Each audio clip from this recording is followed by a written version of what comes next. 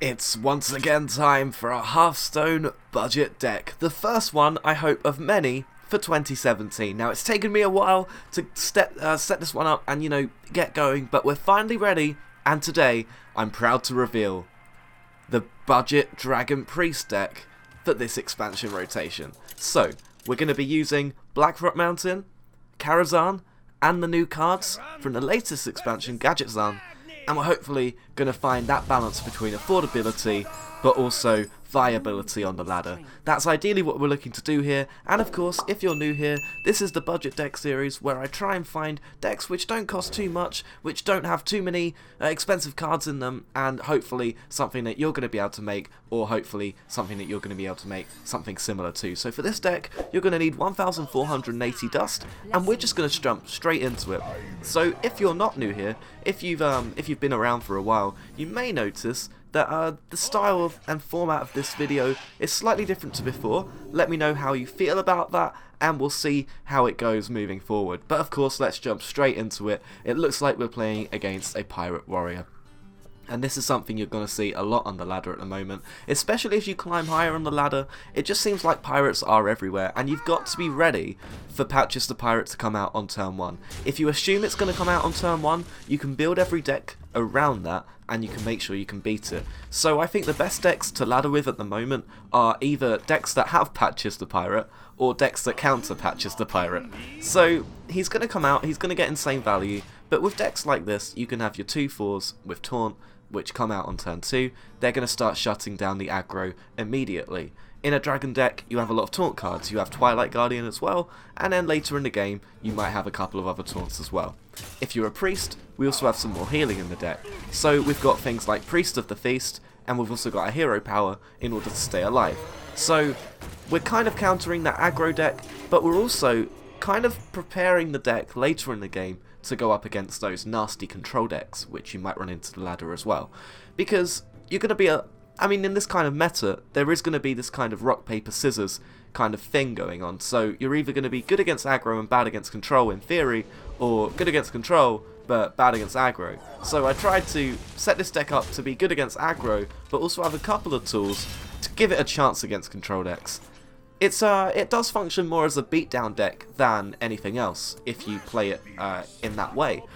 You can play something on every turn. You can play Twilight Whelp for a strong start on turn 1. You can probably play Worm Rest Agent, Blackwing Technician, and then something like Priest of the Feast, and that's your first 4 turns set up quite nicely. You've got things like Blackwing Corruptor, which can be used as a good tempo card. They're going to deal damage when they come out, and they're also going to give you something on the board. And that's what dragon decks are quite good at. And this deck is built with that in mind, and you have so many dragons in a deck that I haven't actually played a game yet where I have a dragon synergy card, but I don't have a dragon in my hand. Now, just over a year ago, just before Blackrock came out, or when Blackrock came out, it was an issue, because there weren't enough dragons in the game that were viable enough to run in a deck altogether. So the Blackrock cards weren't quite as powerful, I think, as they are now. They've actually become exponentially better as more dragons have been released. Now we have things like Bookworm, which are really good to hold in your hand, but also just really, really efficient. And with Bookworm and with Blackwing Corruptor, we've got some really good tempo cards that can really swing games around against aggro and mid-range decks. As you can see, we just played a 3/6 for 6 and destroyed a minion. And if you can do that with one card in one play, you're going to win the game, in theory, unless they just keep going face. Now, this guy is going to go face here, and it's going to hurt a lot. But we're going to try and out-heal him and out-value him in order to win the game, because aggro decks aren't exactly built around the concept of value. They're built around dealing as much damage as possible. So if you can just stay alive for long enough to stabilize, you can actually have a better time.